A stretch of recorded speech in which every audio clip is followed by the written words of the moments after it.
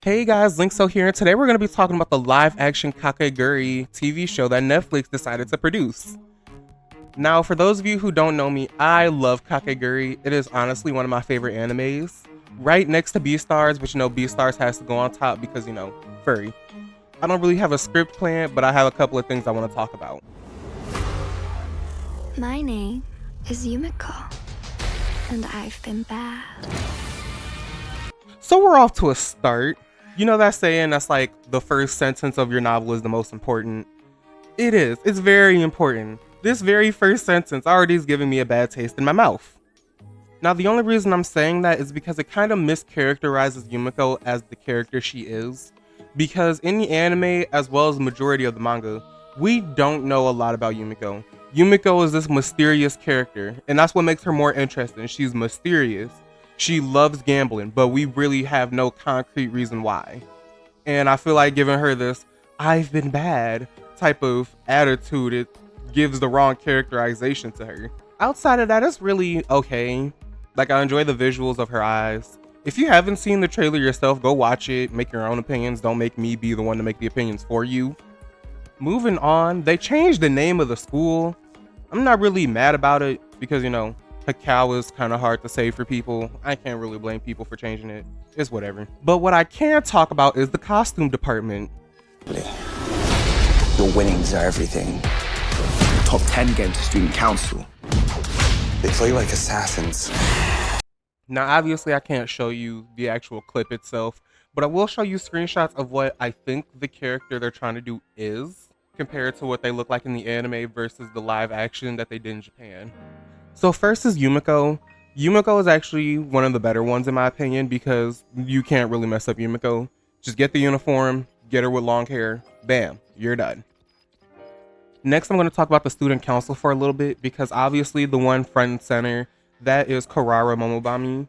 And then the one to the left, like our left, her right, that's Ririka Momobami, her twin. And honestly, it's not looking good. Because yes, Karari has the blue lipsticks, right? But she also has the hair, not just the hair color, but the hairstyle with the little loops on the side. I'm not a hair person, nor a makeup person, but I'm saying this in a character design perspective. The blue by itself doesn't look really good because there's no other blue or anything that complements the color of that blue because her eyes aren't blue either, which is something Karari has that she doesn't. I'm also glad that they kept the differences in their uniforms because yes, they all wear uniform, but every character wears it differently. I'm not gonna say two characters don't wear it the same because they probably do, but at least they try to make it look different between each character, either in the uniform or in the hair. So yeah, I'm glad they kept that with hers being overlapping one side over the other. This next thing is gonna be a little speculation, but I believe the person to her right or left, that's Ririka, her twin sister. And the only reason I'm saying that is because she's wearing a mask and she's next to the president.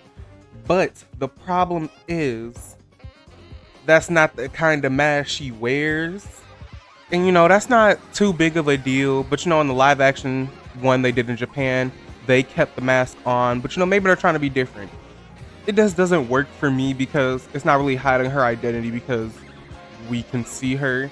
And if they're gonna try to do the reveal that they're twins later on, it's not gonna work because we can see a great majority of the face. I also don't really like whatever is happening with her eyes here because it looks like there's like a lot of eye makeup and it's just not working for me at all still. Also, this next part is like highly speculation, but I really hope that the dude to her left or right, I really hope that that is Yumemi because that would just be really fun because he has like the energy to be the pop idol of the student council. Also, while I'm just making random guesses, I'm assuming that the person all the way to the left, all the way to her right, that is going to be Runa, the dealer of all the games. Not all of them, but all the important ones. I think that's her. There's no reason for that. It's just that she's short. I really don't have no other guess than that. Up next, I think this is Madari. I'm just saying that because, eye patch, she look a little crazy. And that's about it. I don't really have any major problems with her design because, she's like this crazy person addicted with, the dangerous part of gambling, right? So obviously she's not gonna have like the most well kept hair or whatever. Sure, she kept it, regular in the manga, anime, and in the live action they did in Japan. it's fine. It's fine here. I don't have any problems with it. It characterizes her really well. Yeah. Up next is Ryota. I'm saying this is Ryota is because he's the main one doing like the talking in this, but he's also the one touring Yumiko around the school. And as we know from the anime, that's what he did for her. I don't remember if he did that in the anime actually. I remember him doing that in the live action from Japan though. But I'm assuming this is Ryota. And I'm a little concerned about the casting choice here because for those of you who do not know the anime or the series at all, for the people who are in debt, we can tell he's in debt because he has the collar. The people who are in debt, they are called house pets. And they decided to cast him as one of the house pets. And, you know, they also call the house pets slaves, which is another thing. This show isn't perfect, but, you know, there weren't any black people in it originally, so it's kind of a little weird that they're having one of the only black people be, you know, a house pet, also known as the slaves. But I'm not going to read too much into it. I'm not going to read too much into it. His design is okay. It fits him. He's just, you know, average, everyday dude. It works. Now, moving away from what character I think is who, I'm going to talk about the plot, and I'm not really excited for the plot of this because, yeah, they're still doing the gambling and stuff, but there's this new murder mystery subplot about how Yumiko's parents have been killed by somebody at the school. I don't really care for it because in the anime manga, her parents are just dead. We don't know, nor do we need to know about her parents being dead. I don't think having dead parents will lead to a gambling addiction. I don't know. I don't have a gambling addiction. My parents. They went to St. Dominic's. One of these people murdered them. And I'm gonna find out who. Next, I'm going to talk about the infamous scene that's been memed to hell and back on TikTok. Royal blood! Blackjack! Bingo!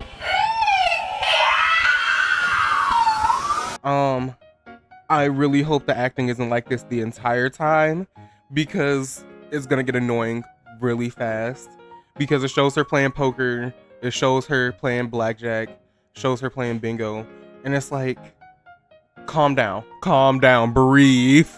It's not that exciting. Bingo is not that fun that you are screaming bingo like that. Be so for real. But yeah, that's all I really gotta say about the trailer.